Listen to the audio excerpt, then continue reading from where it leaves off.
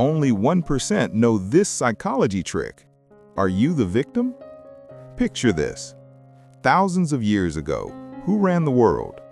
The ones with the biggest muscles. Leaders had to be strong, tough, and they were almost all men. These powerful guys were the role models, the rock stars of their time. So who got the short end of the stick? Women, of course. Physically, women clearly couldn't compete with men. They didn't have the weapons to win, whether in national affairs, social settings, or even in their own homes. But wait a minute. How did awesome women like Cleopatra, the Queen of Sheba, or Queen Sisi end up as rulers during such a brutal era? The Queen's secret weapon. There is only one answer. They knew men's biggest weakness. What was it? Desire that is never truly satisfied. Now, women actually have just as much desire, but the great thing is, they can control and hide it. Back then, many women were forced to give in to men's sexual advances because if they refused, men would just use physical force. Well, these legendary queens like Cleopatra, Helen of Troy, and Queen Sisi mastered a super sophisticated technique called seduction. How did they play the game? The goddess image. They completely blew guys away with stunning beauty, perfect makeup, fancy clothes, and expensive jewelry. They basically told the world, "I am special." Even though they dressed modestly and only showed a little skin, their allure actually multiplied. Creating the fantasy. They weren't just playing a physical game, they were playing an emotional one. Men were made to fantasize about having this goddess all to themselves. Imagine being intimate with a woman who is considered sacred and exalted. Pulling him into fantasyland.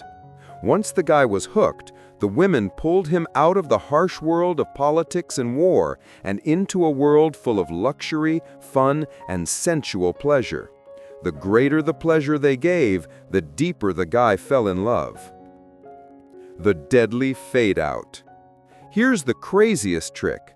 Once the guy was totally trapped by love, these women suddenly changed. They became cold and distant. The target instantly got confused and panicked. That feeling of loss made them crave attention again. All the pleasure they once had was suddenly taken away. This made them obsessed. Look at the results. War leaders as great as Julius Caesar and Mark Antony ended up as slaves to love. Their logic disappeared, and they were controlled by their own desires. Seduction today. This technique never went away. In fact, it was passed down. In the 17th century, guys like Don Juan started using this skill too. They dressed cool and were stylish, kind of like a K-pop idol now, but still masculine. Their weapon for conquering women? Words. Subtle flattery and smooth lines could melt anyone's heart. This skill was perfected by figures like Casanova. It even crept into politics, seducing bosses, kings, or generals to get position and trust. They stopped fighting physically and started using psychology and words. The tables have turned. This technique is still used today. Artists use it to become famous, and politicians use it to win public support. For example, candidates visit rural areas, chat with the residents, show them attention, and make them feel understood. The result, the residents admire them and become loyal supporters. The bottom line is power has completely shifted. Back then, the great people were the physically strong ones. Now, the ones on top are the clever manipulators, the smooth talkers, and the masters of psychology.